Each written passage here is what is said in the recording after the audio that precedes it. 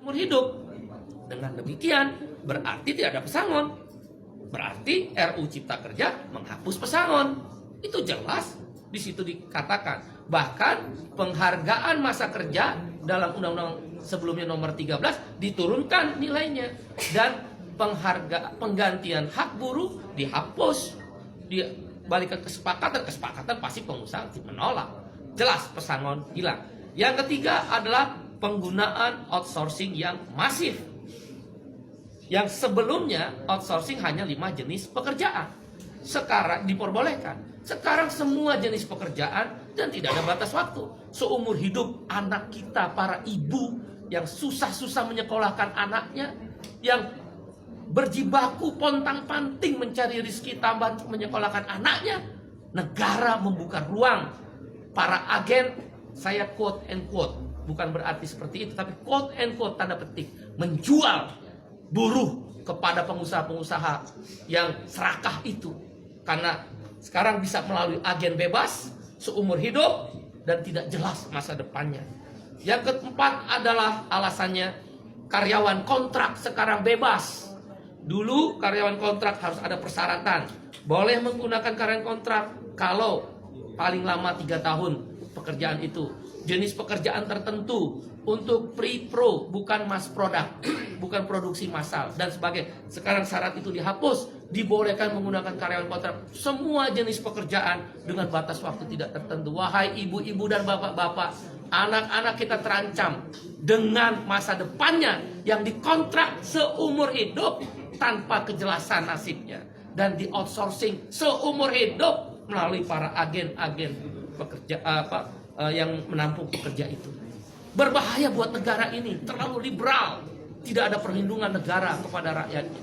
Yang kelima adalah social security, jaminan sosial dihapus, khususnya jaminan kesehatan dan jaminan pensiun. Dengan berlakunya upah per jam atau istilah dalam undang RU tersebut persatuan waktu, maka tidak ada lagi kewajiban untuk membayar jaminan kesehatan dan jaminan pensiun. Bagaimana menghitung pensiunnya dengan upah per jam?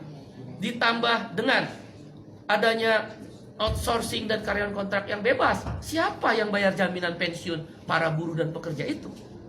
Dunia pekerjaan Indonesia terancam, pekerja-pekerja lokal terancam. Ditambah yang keenam alasannya adalah tenaga kerja asing. Dulu harus mendapatkan izin menteri, sekarang hanya sekedar pengesahan tanpa perlu izin menteri. Siapa yang kontrol bahwa buruh kasar tenaga kerja asing bisa masuk? Sekarang saja yang ada izin tertulis menteri bisa hilang, bisa banyak orang buruh kasar tenaga kerja asing masuk.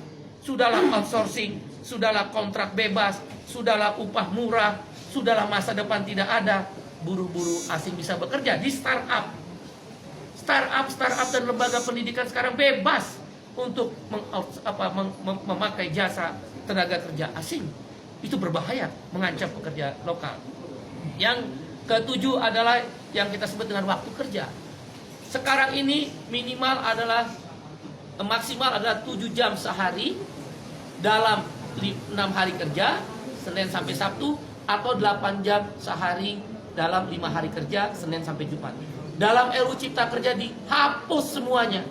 Hanya dikatakan maksimal 40 jam seminggu. Berarti orang boleh bekerja, buruh dipaksa bekerja 14 jam seminggu. Dan buruh tidak diberi waktu istirahat, karena lemburnya boleh 18 jam dalam sehari.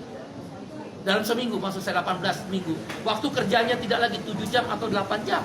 Ini berbahaya untuk masa depan perlindungan kaum buruh.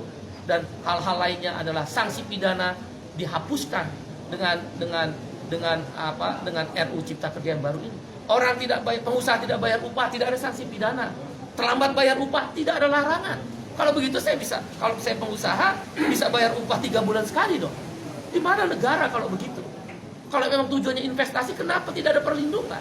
Kita setuju investasi, yang tidak kita setuju adalah tidak ada perlindungan. Dan kemudian hal lainnya yang kesembilan adalah bahwa PHK jadi mudah sekarang. Nggak perlu lagi ada negosiasi dan perundingan dengan serikat buruh. Langsung ke PHI, dan PHI bisa langsung memutuskan Pengadilan Hubungan Industrial. Jadi karena itu kami berpendapat 9 alasan KSPI menolak RUU Cipta Kerja yang sudah resmi diserahkan DPR akan dilakukan perlawanan. Bagaimana kalau kemudian DPR tetap mengesahkan RUU tersebut? Ada 3 langkah yang kami lakukan. 1, aksi besar-besaran selama pembahasan di DPR, maupun kalaulah dipaksa untuk disahkan yang merugikan buruh tadi. Aksi nasional, aksi daerah, bahkan tidak menutup kemungkinan aksi yang melibatkan komponen yang lebih luas. Kawan-kawan mahasiswa, mereka terancam.